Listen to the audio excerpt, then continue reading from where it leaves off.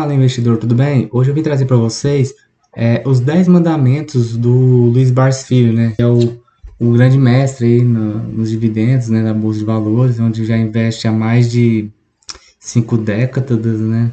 E ele tem alguns ensinamentos que ele tem carregado ao longo da sua trajetória como investidor, né? E se tornar essa lenda, né? Que é o maior investidor pessoa física da Bolsa do Brasil. Bom, o primeiro ensinamento aqui tenha paciência e disciplina e não especule, exercite o óbvio. Então, aqui que eu quero dizer? Aqui ele está querendo falar para a gente que o ponto de partida para investir na bolsa de valores para o Barça é ter paciência, ou seja, você não vai ficar rico de um dia para o outro, para não agir desesperadamente e realizar prejuízo, entendendo que o enriquecimento é um processo moroso, ou seja, é algo devagar, é com o tempo, mas é possível, né? Então a gente deve ter disciplina para se manter firme, racional e firme nas decisões de investimento. E nada de especulação. Ele não conhece ninguém que enriqueceu de verdade especulando. Por fim, exercitar o óbvio, do que ficar inventando dificuldades técnicas para ter resultados.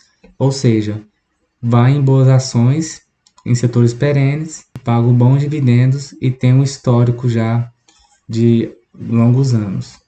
O segundo ensinamento que ele traz seja parceiro das empresas que investe, ou seja, não queira ser dono de um negócio por inteiro, desapegue desse sentimento, queira ser um parceiro, um pequeno dono de um projeto empresarial já existente e promissor.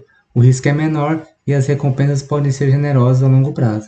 Investir em ações na bolsa de valores é a mesma coisa de você ser um empreendedor, porém você já vai estar investindo em negócios que já estão dando certo, né? Então o seu risco é menor e seus ganhos a longo prazo é muito maior do que se você fosse investir em uma empresa, abrir um comércio, por exemplo. Terceiro ensinamento: invista em ações brasileiras e evite fundos imobiliários. O mercado de ações brasileiro não é um mercado de risco, como dizem, mas de oportunidades. Ou seja, como a bolsa ainda tem cerca de um pouco mais de 3 milhões de investidores, ainda é um mercado emergente a bolsa de valores. Então, quem está entrando nessa levada e se manter firme na estratégia tende a prosperar a longo prazo. As ações brasileiras são negociadas frequentemente, né, abaixo do seu valor patrimonial, algo que raramente acontece nos Estados Unidos. Ou seja, lá é tudo precificado já. Então, muita gente fala para você investir no exterior, mas você está pagando caro por ações que muitas das vezes nem te dá dividendos, né? Elas tendem a reinvestir nelas, na própria empresa, e com isso aumentar o seu valor, né, do seu ticker. Quanto aos fundos imobiliários, não produzem uma rentabilidade satisfatória, sendo preferível às ações. Apesar dos fundos imobiliários terem uma rentabilidade, vamos dizer assim, até de 10% satisfatória, a longo prazo ele tende a andar em lateral, né, de lado. E as ações não, elas podem evoluir bastante e com isso você pagar por um preço numa ação e ter um dividendo lá na frente que vai corresponder a 30%, né, do que você investiu. Então você ganha muito acima do fundo imobiliário a longo prazo. O quarto ensinamento é aproveite as oportunidades no mercado. E aqui ele traz a metáfora do jacaré, ou seja, o jacaré ele fica com a boca aberta, né, e espera o pássaro pousar nela, e aí ele fecha. Então a gente tem que ter esse mesmo olhar para as ações. Então fique contente com as quedas do mercado, pois elas constituem promoções que você precisa aproveitar. Fique feliz com as baixas e aproveite para comprar, assim como um jacaré fica com a boca aberta esperando um pássaro entrar na sua boca.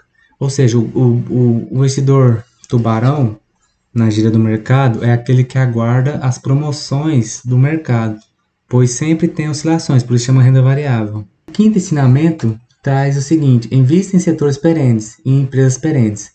Invista em setores de atividades sem os quais a sociedade humana atual não viveria, tais como, ou seja, você deve investir em setores onde a sua conta vai chegar a você estando usufruindo ou não. Então, a sua conta de luz, a sua conta de água, a sua conta de telefone, sempre vai chegar no final do mês na sua casa, tá? E papel celulose é porque todo mundo precisa, né? Por exemplo, todo mundo precisa hoje de embalagens, de papelão, papel higiênico, etc, né? Além disso, procure empresas com histórico lucrativo e que tenham sido provadas no tempo. Fuja de setores com histórico de quebra das empresas, como aéreo, turismo, varejo e tecnologia. Não que esses setores sejam ruins, mas a longo prazo poucos tendem a prosperar, ou seja, a vingar. Já esses setores aqui, Berene, aqui, que é o setor do BEST, que é bancos, saneamentos, elétricas e etc., eles têm prosperado ao longo das décadas, né? Igual, por exemplo, um papel e celulose, uma Klabin da vida, que tem mais de 100 anos, o Banco Santander, e por aí vai, né? Então, são ações mais conservadoras, né? Entre aspas, porque você sabe que pode contá-las com elas a longo prazo, pois são líderes do mercado e passaram por várias crises e estão aí até hoje, né? De pé. O sexto ensinamento: não se preocupe com fatores políticos e macroeconômicos. Foco na empresa. Então, como já disse aqui, ó, você não deve preocupar com o que você não pode controlar. Então, gestões estatal e política. Então, se você investe numa Petrobras, no Banco do Brasil, você sabe que eles são empresas estatais, igual a Sanepar também é, e pode ter. Então, por exemplo, a Sanepar deixou os contratos sem pagar devido à pandemia, porque como ela é uma empresa estatal, ela tem um lado social, diferente de empresas privadas, que podem ter um lado social, mas não necessariamente são obrigadas a fazer isso. Então, por exemplo, uma Petrobras, o governo vai lá e pede para baixar o valor do petróleo, do barril dela, e consequentemente a gasolina baixa. Então, ela pode mexer no mercado nesse sentido. Ela pode desvalorizar mais que as outras privadas, que tendem a sempre ser responsáveis, né, na sua gestão. Também aqui outra coisa, a alta do dólar, né? Então, quando você investe em Klabin, você está investindo inconscientemente, né, no exterior, porque no exterior a Klabin vende todo o seu papel e celulose para o exterior, taxado em dólar, né? Então foque no que você pode controlar, como analisar a empresa em que você investe. Então você deve analisar a empresa e focar no que você pode controlar. O sétimo é foque na obtenção de dividendos, observando o preço teto. Então não invista sem pensar em dividendos. Do contrário, você poderá estar especulando. Ou seja, empresas que pagam dividendos são empresas já consolidadas, ou seja, não tem uma grande margem de crescimento. Algumas até têm, mas a grande maioria não. Então elas vão distribuir parte dos seus lucros para os seus acionistas, né? Então busque um preço teto aí com a margem de dividendo de 6%, tá? Dessa forma, compre bons preços. O preço sim importa. Ou seja, o preço é muito importante. Então não é porque que a empresa te paga 8, 6, 7% que você vai comprar ela. Se ela estiver muito cara, não compensa, né? Então você tem que calcular esse preço teto, que eu não vou apresentar nesse vídeo, mas basicamente é você tomar os últimos 5 anos, dividir pela quantidade, pela porcentagem, você vai ter o preço teto dela. 8. Não dê valor excessivo ao patrimônio. O patrimônio é a métrica do ego. Ou seja, quando você está na renda variável, seu patrimônio tende a subir e descer. Isto é basicamente o seu ego que você vai estar. Quando subir, você vai estar mais calmo, por exemplo, mais satisfeito, e quando abaixar, talvez não. Então, o patrimônio não paga suas contas. Ou seja, não é o patrimônio que paga essas contas, não é renda fixa, entendeu? Os juros não está atrelado ao seu patrimônio, ao valor absoluto, mas sim a quantidade de cotas de ação que você tem daquela empresa. Então, seus boletos no fim do mês. Então, o patrimônio não paga suas contas, nem seus boletos no fim do mês. Os rendimentos desse patrimônio, ou seja, o fluxo de caixa que ele reproduz, sim paga suas despesas. Foque nisso. Ou seja, foque na quantidade de ações. Por exemplo, se eu compro 10 mil ações por R$10 cada uma, se no outro dia ela vale 5, não importa, eu vou estar recebendo pela quantidade de ações, que é 10 mil ações. E com isso, o preço abaixando, eu posso comprar mais barato, então eu pego em promoção. O valor da empresa tende a flutuar, né? Renda variável, pode subir, descer, o mínimo pode chegar a zero e subir infinito, tá? Então, se você acredita na empresa, estudou ela, você sabe que ela é um setor perene, ela tende a prosperar a longo prazo. Curtos prazos de tempo, ela pode oscilar bastante, mas se você sabe, se você está tranquilo com a sua investimento, você vai só segurar e usufruir dos dividendos. O nono, quando possível, conheça a empresa e seus gestores. Esse aqui é mais difícil, né? Apesar que hoje tem mudado bastante, porque temos hoje lives, né, de empresa, por exemplo, Klabin Day, que apresenta live, Energia do Brasil, tem apresentação dos investimentos, só pesquisando no YouTube, tá? Então, se possível, busque conhecer a gestão da empresa em que você investe.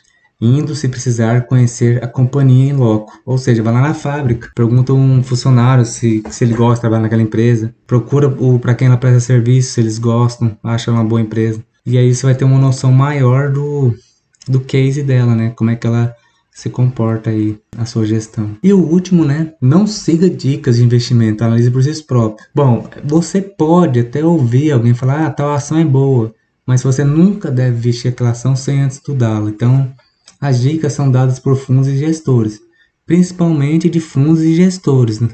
O funcionário do banco não vai te dar a melhor oportunidade, ele vai dar a melhor oportunidade para ele. Lembra que ele trabalha para o banco, que não possui a mentalidade de investidor, mas de especulador. Só visa um ganho de curto prazo, o que é incompatível com o efeito de investimento. Ou seja, se você assina casas de investimento, é provável que ele te mostre assim, a planilha de ações, e ele manda você comprar algumas que está subindo e outras está descendo. Ou seja, porque quando aquelas que estavam subindo descer, as que estavam diminuindo, o valor vai subir, tá? E eles especulam muito, mandam vender as ações e não se encaixam, né, nesse modelo de investimento, né? Porque a gente está investindo para ser sócio, ou seja, para ser se você compra uma empresa, você montou uma empresa, você vai vender ela logo em seguida? Não, você vai tentar prosperar com ela até o final. O entendimento, o mindset que a gente deve ter ao investir em ações. Espero que vocês tenham gostado do vídeo, tá? Muito obrigado e se inscreva no meu canal, tá? Até a próxima.